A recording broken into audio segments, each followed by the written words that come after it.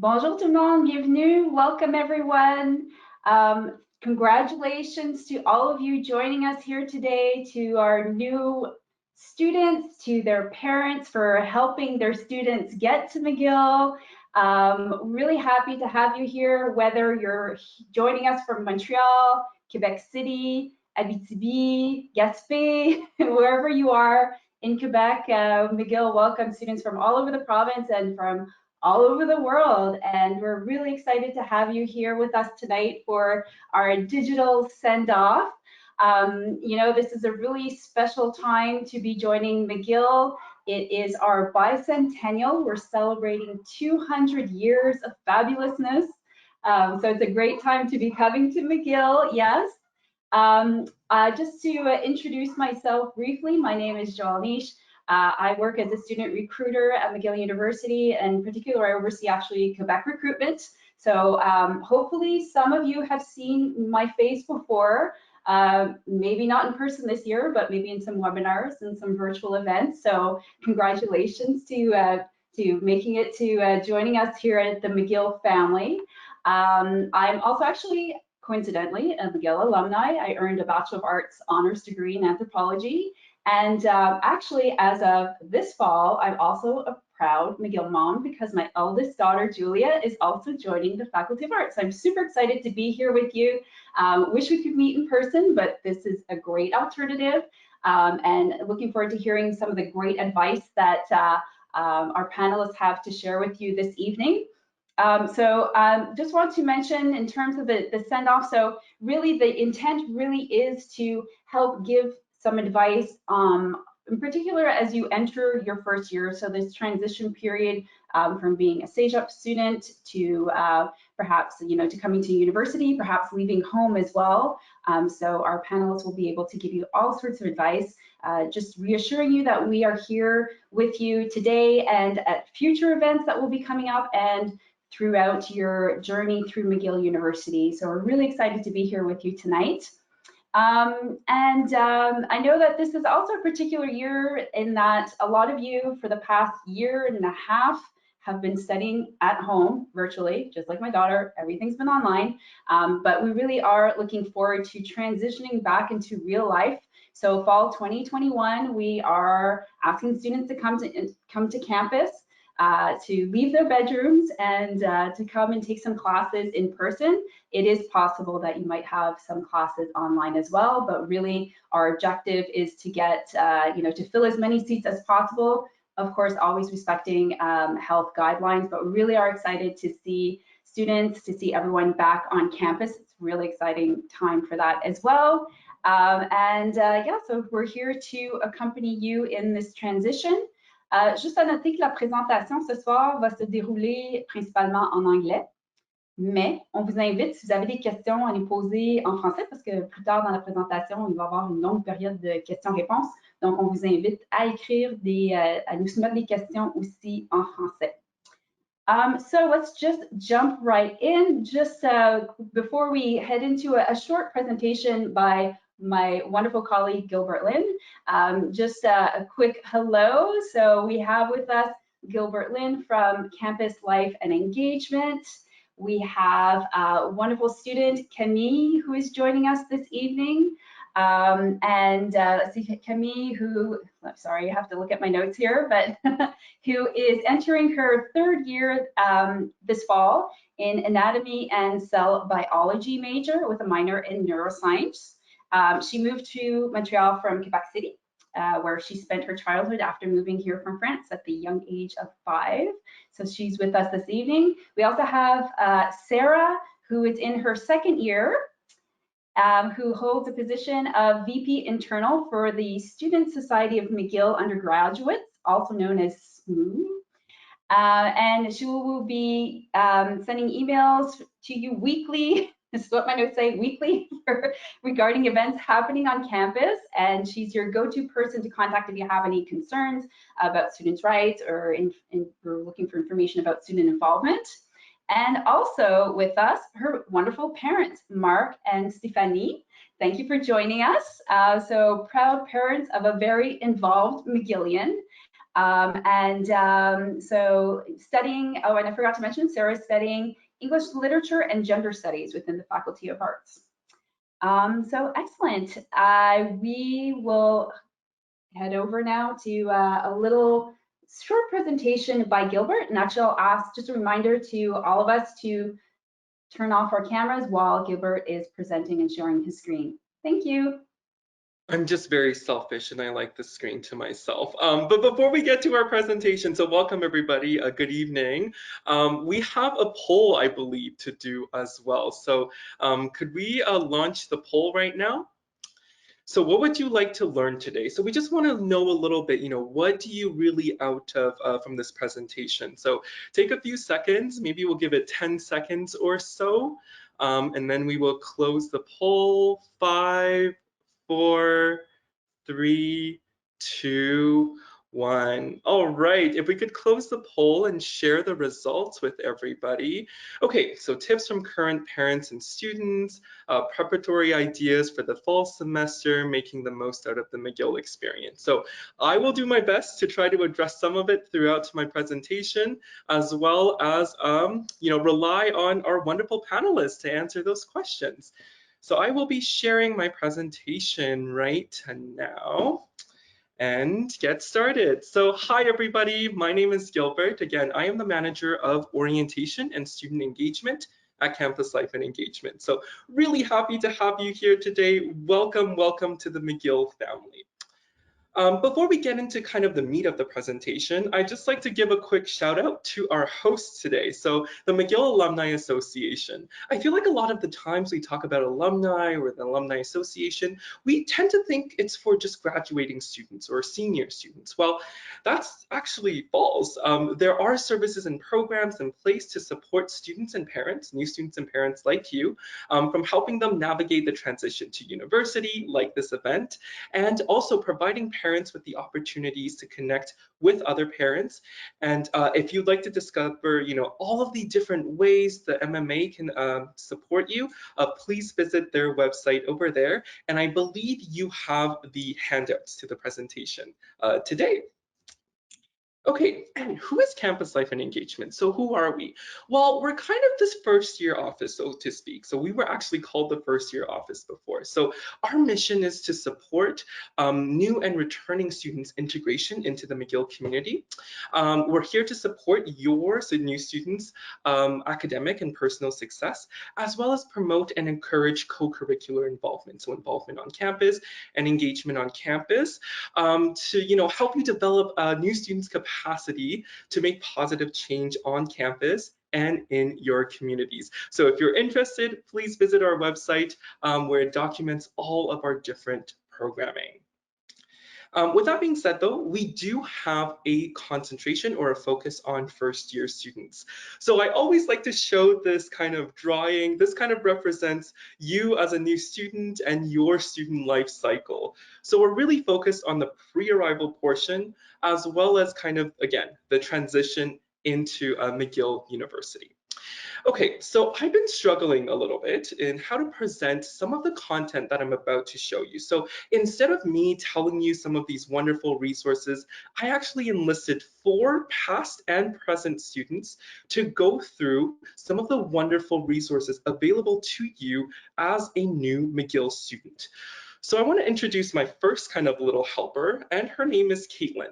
So this is what Caitlin says about all of the resources. And I'm not going to read, what she says here, but I want to highlight certain resources that she mentioned. So as you can see on the screen, I bolded Residence Life, the Science Undergraduate Society, and SMOO.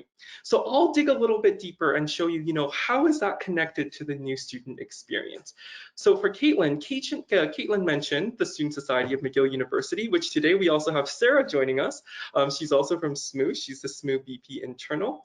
And then within SMOO, SMOO is basically the government body of the students. So in it, there's clubs and services. I believe there's like 250 different clubs available to you. There's a chocolate club. Any club that you can imagine, SMOO has. As a first-year student, you can also get involved with the first-year council as well. So elections usually happen, I believe, the first few weeks of September. Caitlin also mentioned residence life. So for those of you who are staying, in residences, you can get involved as a floor representative as well as resident councils. Caitlin also mentioned intramural sports. So if you're interested in staying active or getting involved in sports teams, we do have that available to you. And last but not least, Caitlin also mentioned the Science Undergraduate Society. So these are kind of student societies for different faculties. So there's one for arts, there's one for sciences, management, you name it. And then within these student associations, there's always kind of opportunities for you to get involved in as a freshman or as a U0 or U1 student. So in this case, you can get involved if you're a science student in the Freshman Undergraduate Science Society. Okay, so the next person I want to introduce you to is Katya. And Katya mentions a few resources here that I will go over in a second. So the Career Planning Service, the Arts Oasis Office, so that's kind of the Arts Student Affairs Office, the McGill Tribune, Skills 21, as well as Scholarship and Student Aid. So what are these services? So first of all, Katya mentioned the Arts Oasis office. So this is Arts Faculty Student Affairs Office. Again, each faculty has their Student Affairs office. And why are these offices important? Well, these offices is where your faculty advisors are located. So faculty advisors are here to make sure that you are on track for graduation, and they will be kind of your best new besties to help you pick courses as well as plan your academic trajectory. Within these kind of student affairs offices, there's also a career advisor specific to that faculty and may introduce you to some internship opportunities. There's also Skills 21, which is a skills development program out of Teaching and Learning Services, and they offer tons and tons of workshops that focuses on soft skills development. As well, Katya mentioned the Scholarships and Student Aid Office. So as the name suggests, this office really handles kind of the financial side of university. What I want to highlight here is there are financial advisors in these offices who will be able to help you with your budget management planning, debt management planning, all of that. So be sure to access those services. There's also a Frugal Scholars Program, and they have these tip sheets and cheat sheets where you can use to save some money while you attend McGill University. They are also the office that administers the work study program. So if you have maximum financial aid, receiving maximum financial aid, you'll be able to apply for kind of work study positions. And lastly, there's the career planning service. So this is kind of our centralized career office. And this is where all the career advisors are located. They're also the office that manages the My Future platform, which all of the job postings, from different organizations will be posted there. As well, they oversee My Involvement, which is a co-curricular record program that documents all of the different kind of involvement opportunities that you've been involved with. So it's kind of like a transcript for involvement opportunities that you can show your employers later on. Okay, the next student I want to introduce you to is Sam. So for Sam mentioned a few resources that are super important as well. So the McGill Writing Center, Office for Students with Disabilities, as well as tutoring services. So let's dig a little bit deeper into those services. So Sam mentioned the McGill Writing Center. So the McGill Writing Center is basically there for you to help you, with essay writing, checking your essays for you. There's also tutors, and they offer academic courses on writing and reading and all of that for non-Anglophone students. So be sure to access those services as well. Sam also mentioned the Office for Students with Disabilities. So if you have a documented disability, you can always meet with an access advisor to explore different academic accommodation options. However, if you don't have a disability, you can also access their learning resources. So I think a lot of the times when students see our Office for Students with Disabilities, they're like, oh, this is not applicable to me. But they offer so many different kind of learning, effective studying resources that are available to you as well. There's also tutoring at McGill. So tutorial services is actually under the Office for Students with Disabilities. And smart tip, new students get 1 hour of free tutoring. So definitely take advantage of that. And there's also peer tutoring from different student associations. So like I presented before, the Science Undergraduate Society usually has kind of some sort of peer tutoring service. As well, if you're looking at expanding your peer network or looking to get involved, we have the Peer Support Center, as well as the Students Helping Students website, where you can find out about all of the different Students Helping Students opportunities. Okay, lastly, I want to introduce you to Kirsten. So for Kirsten mentioned several key resources as well. So Kirsten mentioned the Art Hive, as well as the Fitness Center, the Office of Religious and Spiritual Life, as well as Community, Commuters of McGill program. So let's dig into this a little bit deeper. So for Kirsten mentioned the Student Wellness Hub. So the Student Wellness Hub is kind of our one-stop shop with all of the physical and mental services. So within the Student Wellness Hub, there is a health promotion unit, which oversees the Art Hive, as well as local wellness advisors. So these are trained clinicians in the different faculties, and they're there to help you and make sure you are, mentally, physically well. And they can also connect you to, external as well as internal resources. There's also the off-campus and commuter student support program. So most of you here, I'm assuming, are going to be commuters. So this program is actually run out of Campus Life and Engagement, and we have an orientation day dedicated to all of you.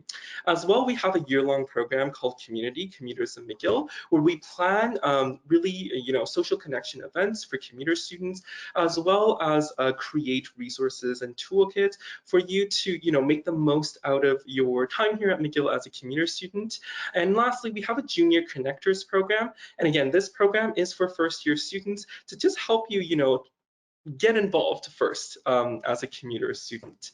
Like I mentioned, there's the McGill Office of Religious and Spiritual Life, where they offer multi-faith services and programs, and the Yoga Club, which runs out of SMU as well, and they offer free yoga sessions.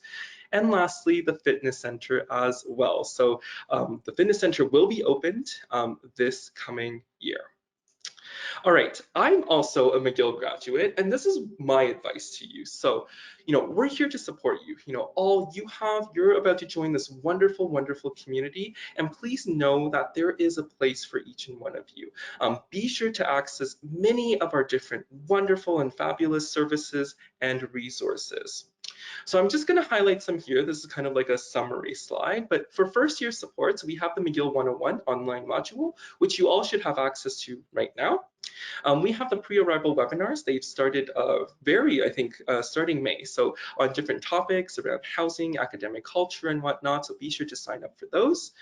Pre-arrival emails. You've also been getting emails from me personally every week. So be sure to read those. There's the entering class Facebook groups. We're also the unit that plans and facilitates orientation week, including Frosh. There's the Engage McGill website to look at all of the engagement opportunities. We support first-generation students, off-campus students, as well as Francophone students. So we have a Francophone kind of programming manager within our unit, and you can book appointments with her if you're struggling with your transition. We also offer support for mature and transfer students, and we work with the McGill Alumni Associations on connecting you to the alumni all over the world. And these are just resources and links, so I'm sure that you guys all have the PowerPoint so you can click through it. And yeah, that's it. So thank you so much for listening to me blab on for the last 12 minutes or so. If you have any questions with your any help or you need any support with your transition, be sure to email us at firstyear@mcgill.ca, or you can visit us on the mcgill.ca/firstyear website. So thank you very much. And I'm going to stop sharing my screen. Hi, thank you so much for that presentation. Oh my goodness, do you sleep at night?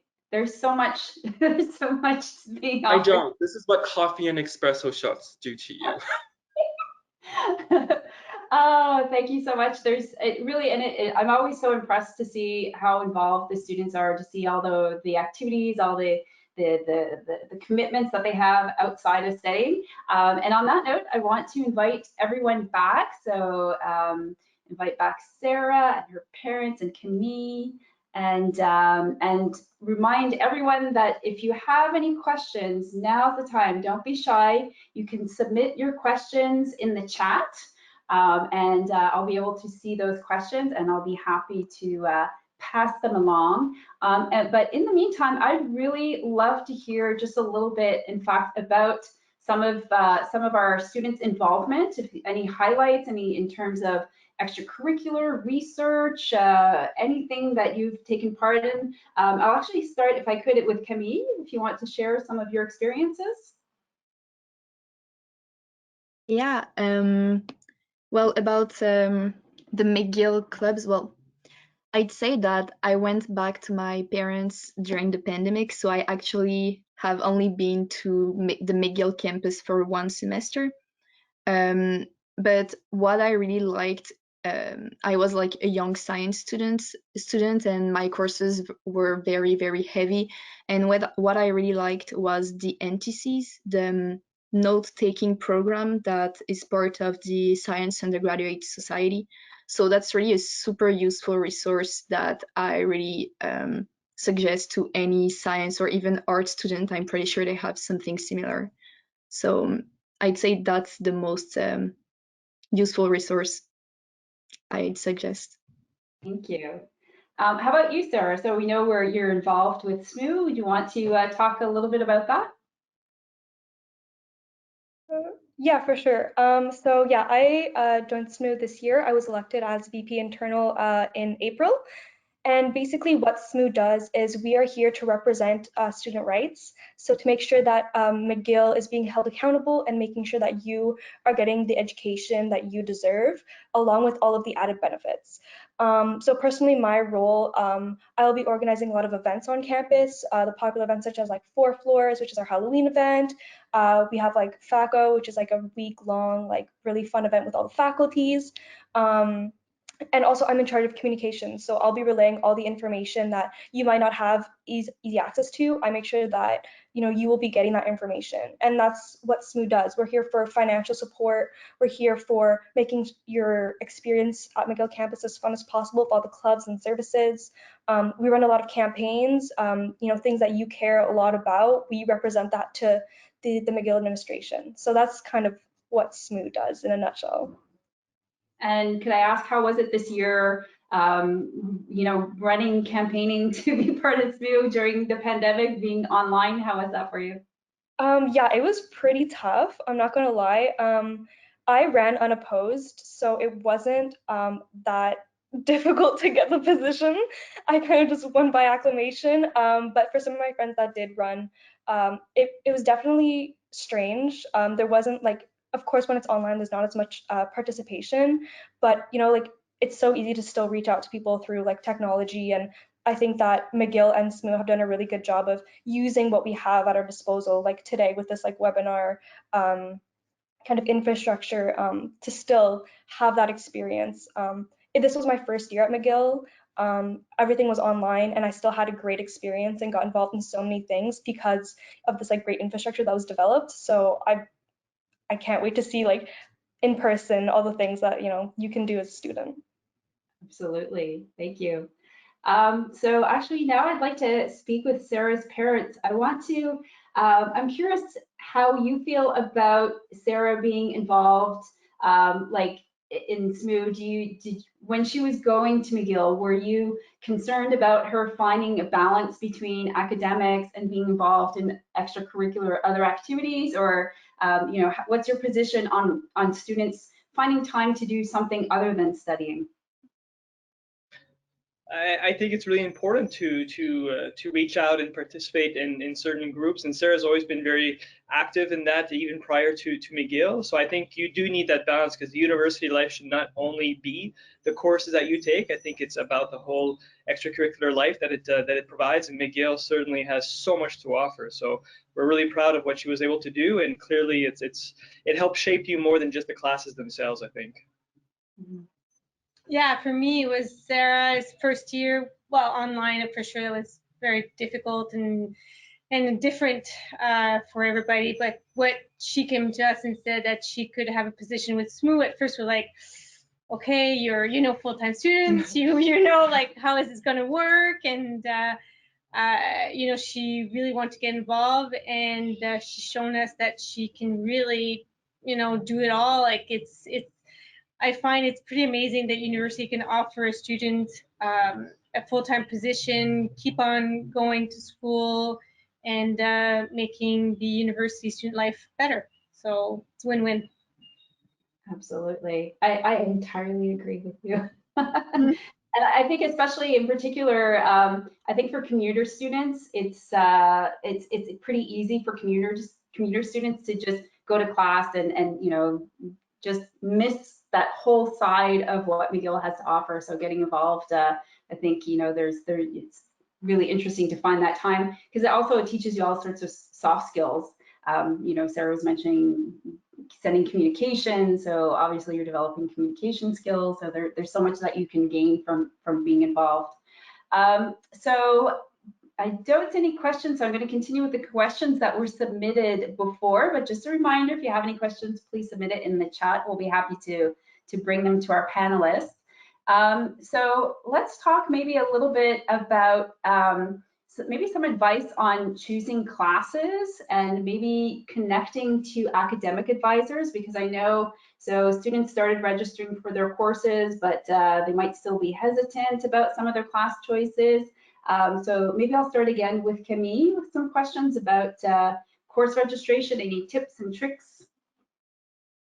Well, I'm currently translating the CLNE page, the CLAY page for registration. So there's a lot to know, but you should know that this website is very well explained, and soon it will be in French too. So just read it and you'll find everything you need to know. Advisors at McGill are super useful. I don't know about you, but I had a pretty bad experience at CEGEP. I didn't really find any like help from advisors, but when I came to McGill, one of my first memories how helpful my advisor was. So really reach out to them. You can find your own advisor. His name is like his or her name is written on your unofficial transcript on Minerva, and they are here for you. They will help you with any question you might have. So that's my biggest advice for registration. Yeah, definitely the academic advisors have a lot of advice to give and are really helpful. How about you, Sarah? Do you have any advice on course registration? I'd say for course registration, like make sure you keep looking at your appointments. Sometimes the time changes, so be sure that you're always checking that like in the weeks coming up. And I would say like don't be shy to like take 4 classes if that's what you need to do, especially in your first year. For me, in my first semester I took 5 classes and I was burnt out, even though it was online. So like don't be shy to take 4 classes, and if you see that it's easy, you can add another class. The add drop deadline I think is pretty late, so you can like play around with your classes, and just know that your first week, like that's not going to be what your schedule is going to look like. If you don't like a professor, drop the class, because it's not going to be worth spending 15 weeks in a class that you absolutely despise with a teacher that just doesn't connect with you. So like nothing is set in stone. So like I've dropped classes because it was too much. I dropped, yeah, September 21st. So that's like 3-4 weeks in. So you have time to change things around. So I wouldn't worry if in the first class you're like, oh, I don't like this. Oh my God, I have to drop a class. I'm going to be below the limit. Like, am I going to have to take an extra year? Like, everything will work itself out. And to just not stress too much about your course load, because 5 classes is a lot. And if you need to take an extra year, take the extra year. There's also summer classes that are available to you. So like, don't worry too much about the timeline. Just make sure you're taking the classes that you love with professors that actually like are giving you the education that you connect with. Mm-hmm. That's very good advice. Yeah, it's a good idea for some students to reduce the course load to begin with as they transition in that first year. Maybe just keeping with you a little bit more in terms, because I know as an art student, it can be really difficult for students to figure out courses that they you know what they want to major in, what they want to minor in, and so on. Do you have any advice to give on that topic? Yeah, I know with like QUEBEC students, like we come in already with like our declared major. If you don't like your major, you can change it. I was a classics major in my first year, and I realized that I really did not like Latin, so I dropped it, and now I'm a gender studies major. So with Minerva, it's really easy to change your major. And also McGill does a really good job with their sites. If you look up, like, imagine like a McGill English program, it'll tell you the mandatory classes that you need to take, and also what complementary classes will look like. So for example, I could take a class in Italian in the Italian department, and it could count towards my English class. And McGill does a really good job of outlining all of that for you. And if you go see an academic advisor, they can also give you a handout with like the classes that are mandatory, and you can like check them off as you go. So like as the years go on, like you're keeping yourself accountable of what classes you're taking and having it all written down. So definitely check out like your program like website, because all the information you'll be able to find it there. Excellent, thank you so much. And talking about registration and advice, I see already there's some questions, Gilbert, about orientation. What's that going to look like this year? Do you have any updates on how we're planning orientation? Yeah, absolutely. So we're going to take, most likely, I do have to say the majority of orientation will still be virtual for this year. Again, just because, we're following strict government directives and all of that. McGill also has their own directives. So again, the priority is your health and safety right now. But the major big events will still be delivered virtually. However, some of your froshes are exploring different in-person events, again, following guidelines and regulations. So what I would say is around towards the end of July, you will receive an invitation to orientation week, which will have all of the answers to your questions, the format, and all of that. So we're almost there. So we're almost there in terms of the planning process, but I can guarantee there will be some in-person as well as virtual components. Excellent. Yeah, we're looking forward to hearing more about that and getting involved, learning more. So speaking of getting involved, one of the questions is, is there an event happening with the clubs on campus or online to choose which ones to join? So typically we would have the activities night in the fall and in the winter. So I see Sarah shaking her head. So that is being planned, a virtual version, or? Yeah, my coworker, VP Student Life, is working on it at the moment.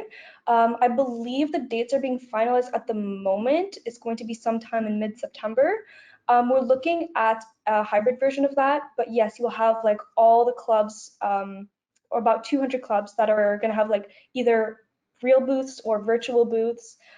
There's also going to be a clubs portal that's going to be made accessible this year for the first time, where all clubs will list their information, how to get into contact with them.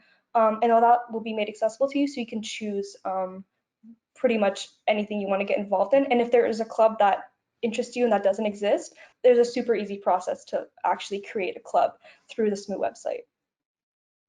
Yeah, yeah, we mentioned that when we're recruiting. If there's a club that you think would be interesting and does not exist, then you can create your own club. So that's why there's so many to choose from, so much variety for our students. It's amazing. So I'd like to talk a little bit more just about support.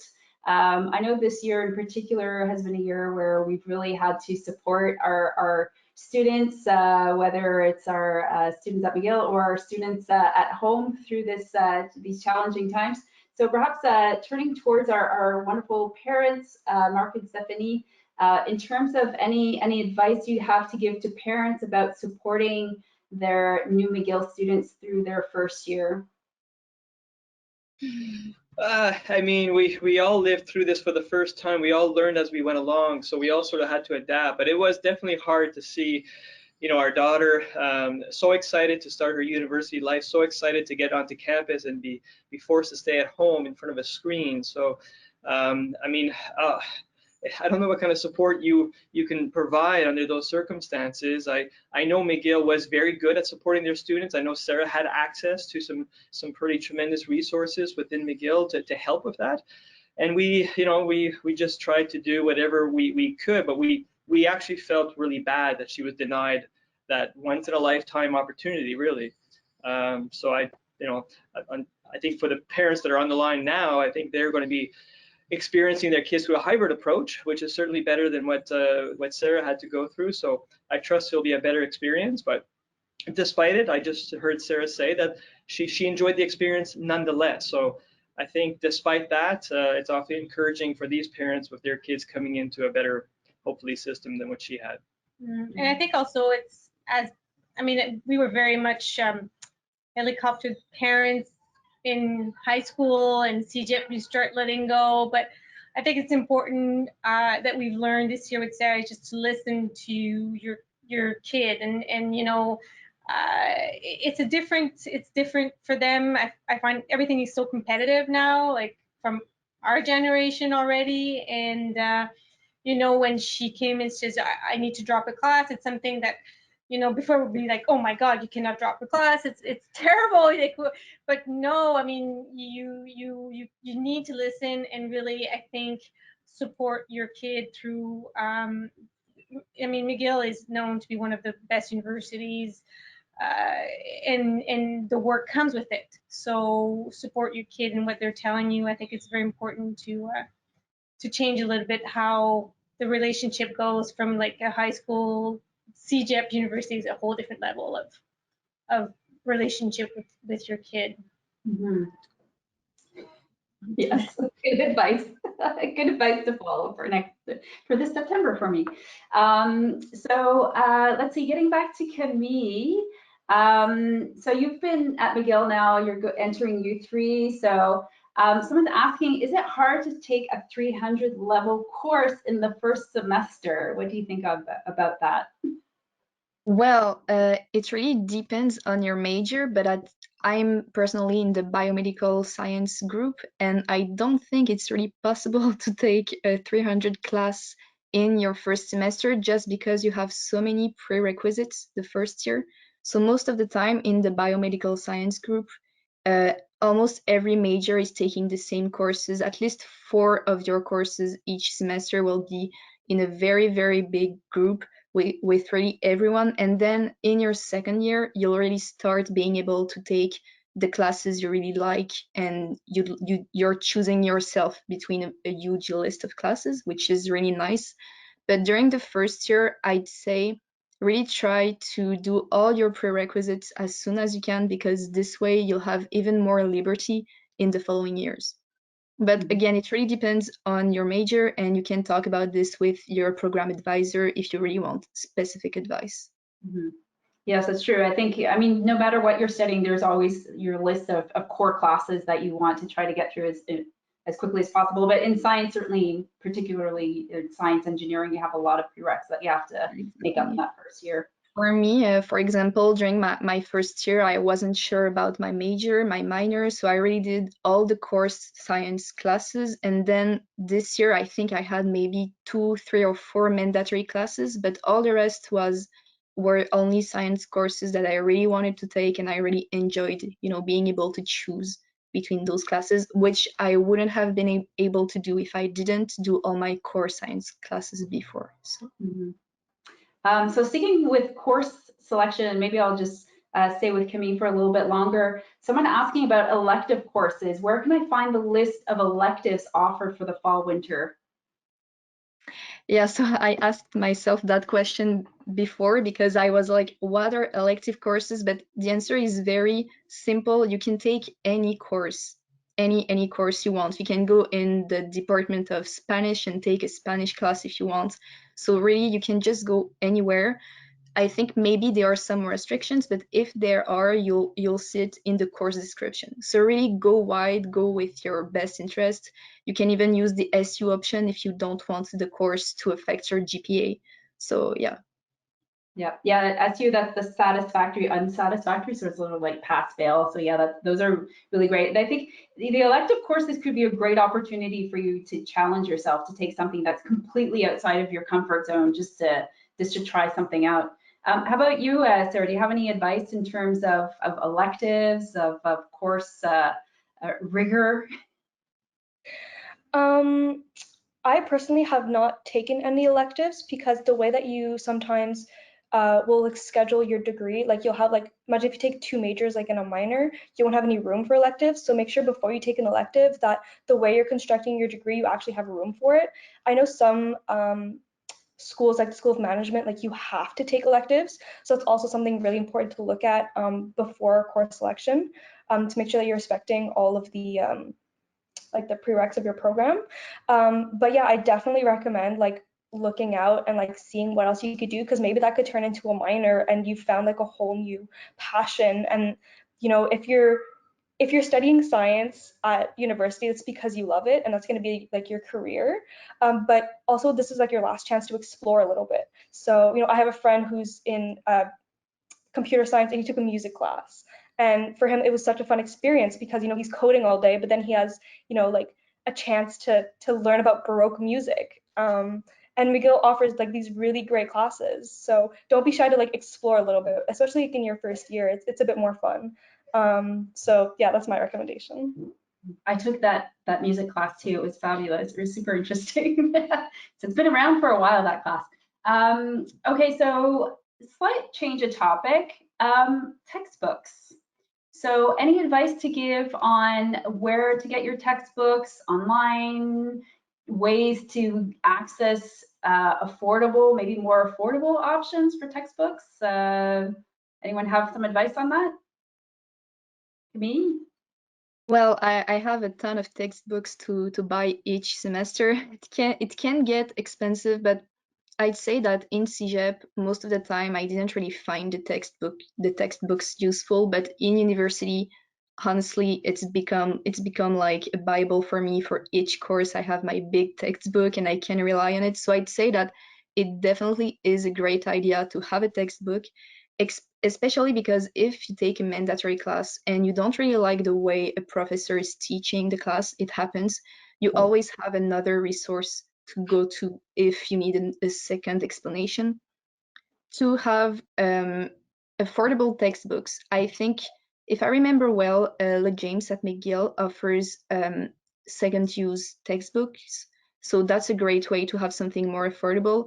Personally, I like to buy them online because I like the interface, but I know it's not for everyone. Some people prefer to have the paper feeling. So I'm pretty sure there are more ways to obtain more affordable textbooks, but you should like go see someone else too, because I mostly buy them online. So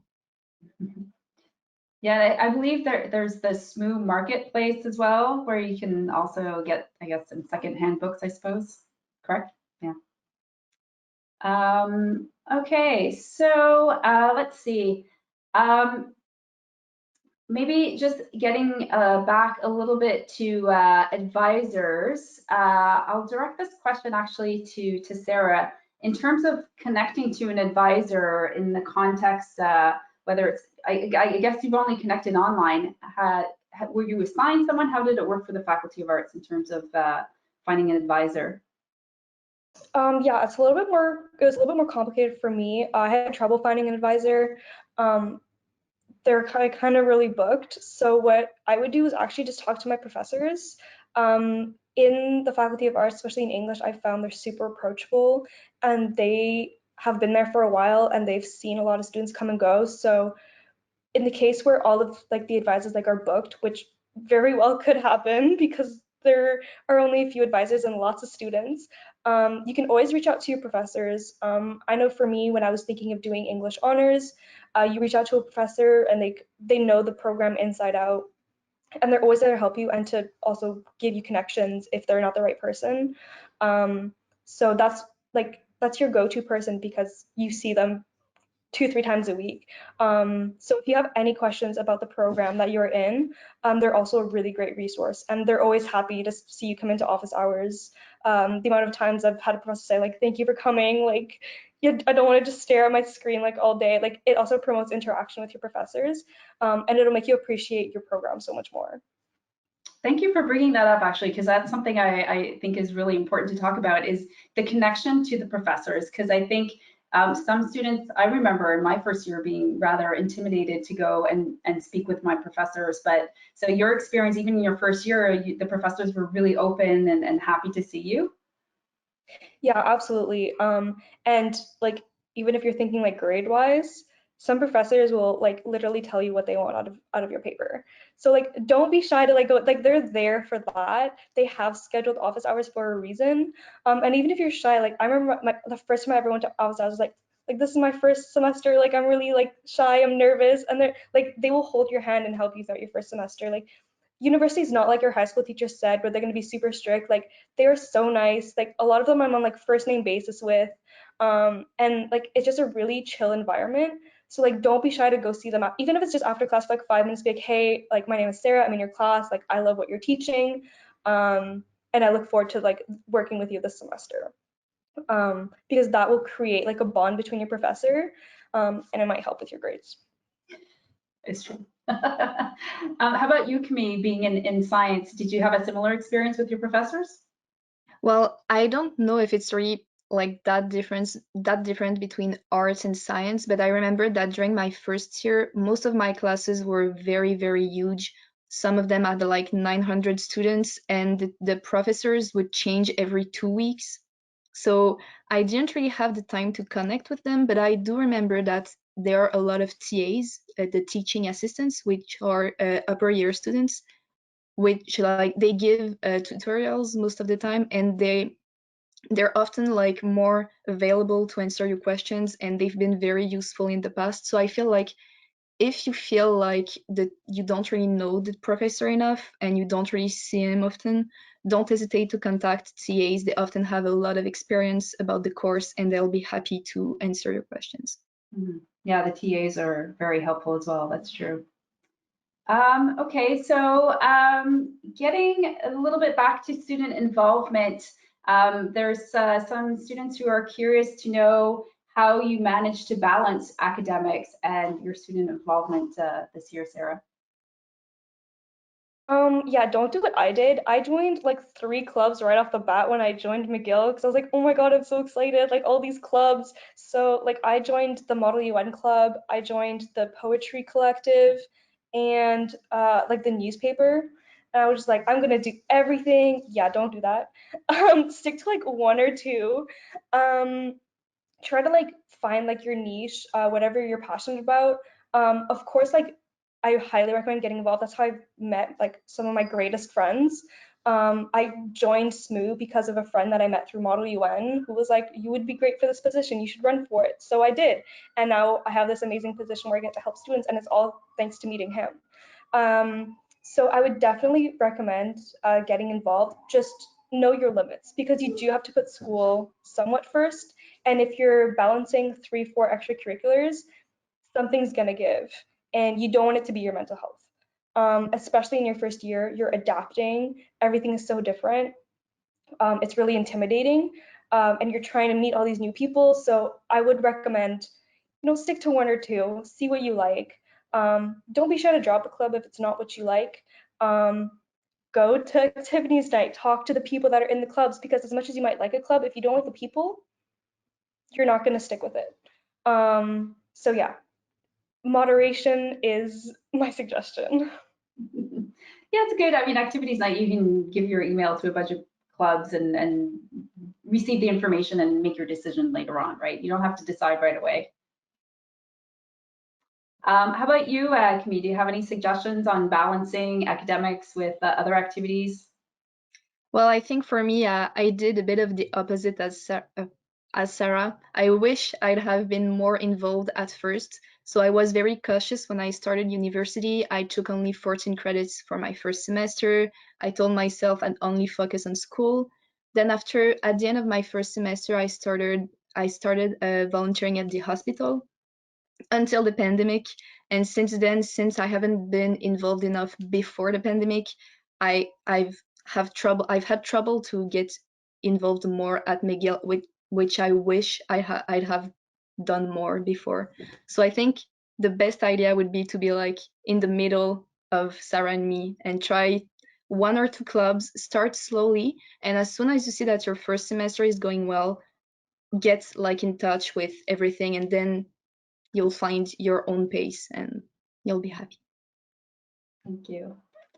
How about Gilbert? Do you have any advice? You work with a lot of students at McGill, and do you have any advice in terms of balancing activities and academics?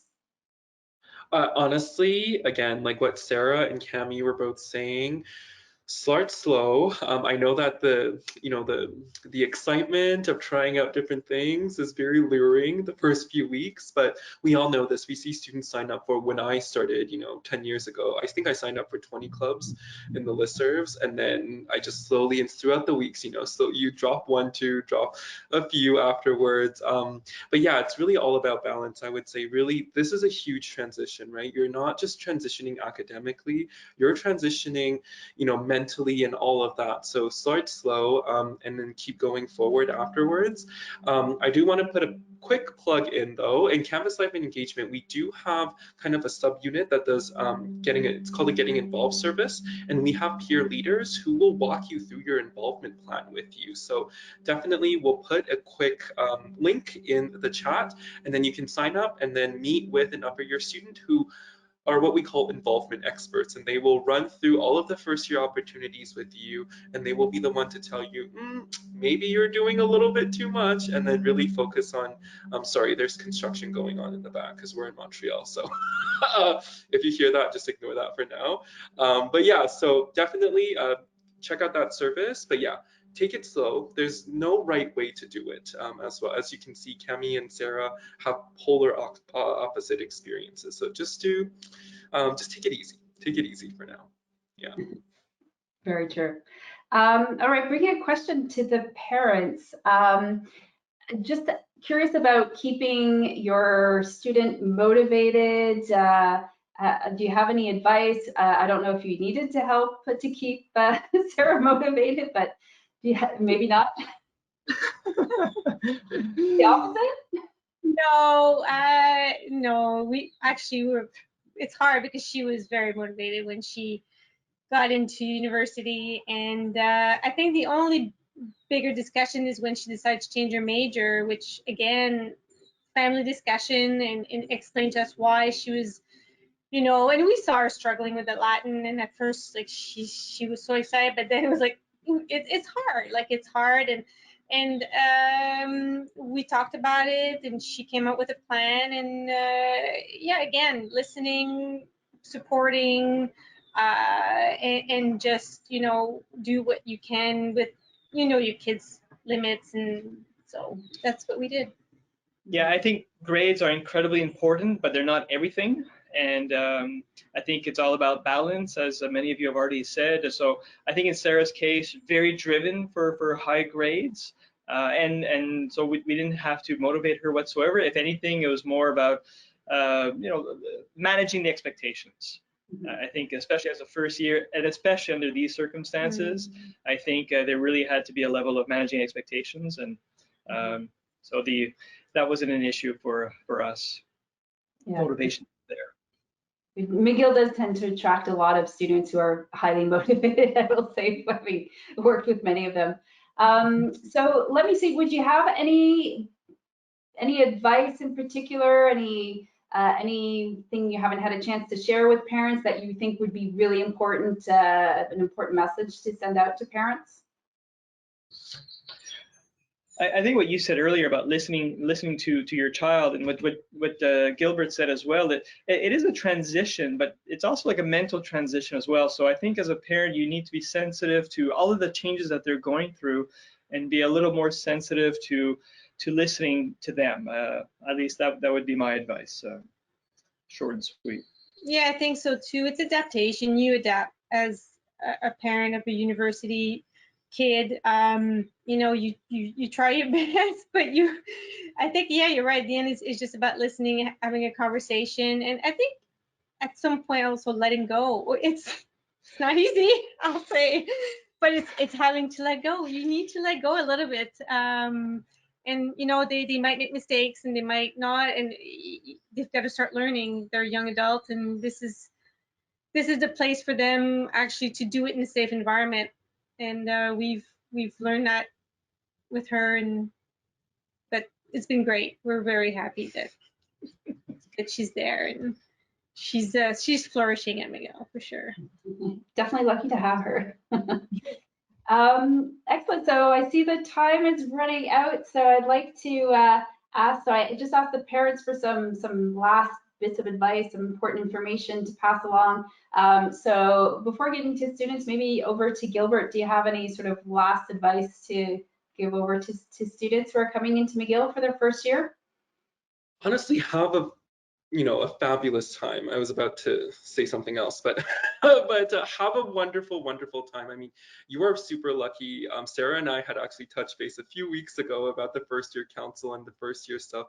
You are so lucky to have this amazing BP internal come in this year for you, who I know will do a freaking amazing job this year. So yeah, and if you, again, really, we're here to support you. There is a place for you. There are services and resources available. If you need anything, please, please, please just reach out to us. We're all here for you. And even if it's not campus life and engagement, maybe it's elsewhere, we have this wonderful, system where we can connect with each other and direct you to the appropriate resources. So all you have to do is reach out to us, let us know if we can do anything. We're here. So reach out to us if you need to. Very good advice. Yes, the help doesn't fall in your lap. You have to self-advocate. There's so many resources available to students, but you have to look for those opportunities and potentially look for that help at certain times. So that's good advice to give. So how about you, Camille? Do you have any words of advice for our first year students? Yeah, I'd say, especially for science students, take the time to enjoy your courses, because often in the biomedical group, I know we are very competitive. And even if we do get good grades sometimes, we realize that we're studying so much that we don't even take the time to actually enjoy what we're learning. But we chose our program for a reason. So try to find that reason in your course and to really enjoy it, and not only try to get good grades, because if you don't enjoy it, you'll get to a point where you won't really see the point of continuing your studies. And that's the most important for me, to enjoy what you're doing. I just want to grab onto the question about competitiveness, because you mentioned the students are competitive, but is it a competitive nature, or you're just competing against yourself? I'd say it's competing against ourselves. I see a lot of cooperation. I never saw any negative competition, but we're often very hard with ourselves. We really want to get the best grades we can, and often we compare ourselves to others, while we're all different and we all have different, we all like different things.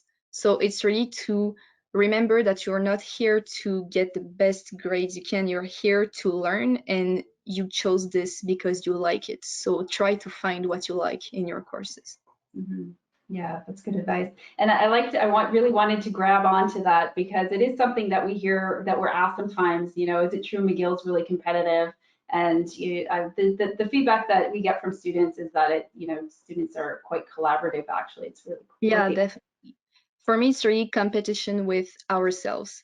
Mm-hmm. That's what I meant by competition. But I never saw any people that didn't want to collaborate. Often it's we're really all in this together. We all help each other. So it's really not competitive in that sense. It's more like we do this to ourselves, and we all know it, but we have to breathe and just let go sometimes. Absolutely. And on to Sarah. How about you? Some words of advice for our first year students? I think what everyone has said so far has been great. If I can say one last thing, don't be shy. Go to events on campus, talk to people in your program. You have the chance to create such an amazing community within McGill, surrounded by such like-minded, driven people. So don't be shy. Just put yourself out there. It's your chance to kind of start fresh in a way. I came to McGill and I was able to revamp myself a little bit. You can change who you are and become the part of you that is as confident as possible and meet such amazing people. So definitely put yourself out there. It's the time to do it. And definitely check out SMU. If you guys want to get involved in student government, I will be running the first year council, which is super fun, and you get to host events for your fellow first years and get to know all about McGill admin. So yeah, and you guys are always free to contact anyone at SMU. In the handbook you guys will be given during O Week, all our information will be there. SMU is there for you. That's literally our job. So I look forward to representing all of you in the next academic year. Thank you so much, Sarah. Great advice from everyone on the panel this evening. I really want to thank Gilbert for his presentation and enlightening us on all the different services that McGill has to offer to students, to Camille for sharing her experiences in the Faculty of Science, to Sarah with her experience in arts and with SMU, and of course her parents as well for joining us. Really appreciate everyone taking time out of their busy schedule to join us and to share some amazing advice for our incoming students and for their parents. Really appreciate it. I do want to mention that the webinar will be posted online. I believe you will have access to it. Everyone who's joined us this evening, or if you had to leave or join late, the presentation will be made available to everyone. And also a reminder that there will be more events coming. Gilbert mentioned keeping an eye on your email, because yes, and I know my daughter's terrible at checking email. I don't know younger generations and email, it's a little bit tough to keep track of email, but really important, because McGill's sending you all sorts of information by email. Please read through it so that you're able to come prepared in your first year. So there'll be, in particular for parents, you'll be also receiving some information for, there's going to be a virtual parents tent, August 23rd, 27th. So keep an eye out on that invitation and invitations for our students for orientation activities and so on. And again, if you have any questions, clay@mcgill.ca is an easy email address to remember if you are looking for some answers, need some assistance there. And yeah, just keep an eye on those emails, because we'll be sending you all sorts of information as you prepare. But you know, enjoy your summer, and we really look forward to having everyone back, as many students as possible back on campus, to get the full in-person McGill experience, celebrate McGill's 200th anniversary. And yeah, so thank everyone for your attention. As we end this presentation, just want to mention that there'll be, we'll be showing the McGill Anthem video. You may have seen it before, but I know every time I watch it, I get chills. I really enjoy it. So stay safe, and à bientôt tout le monde. Merci.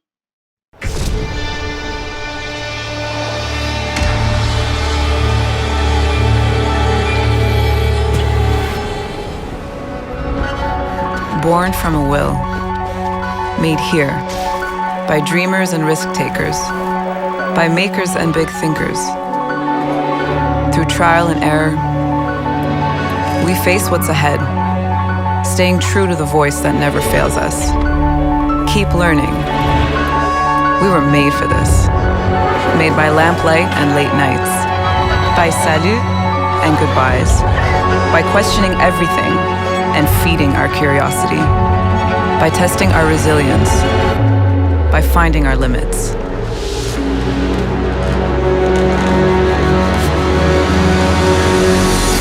By pushing forward and by breaking through, by finding a new way, our own way.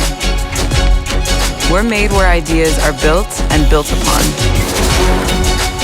where we come together and we rise above.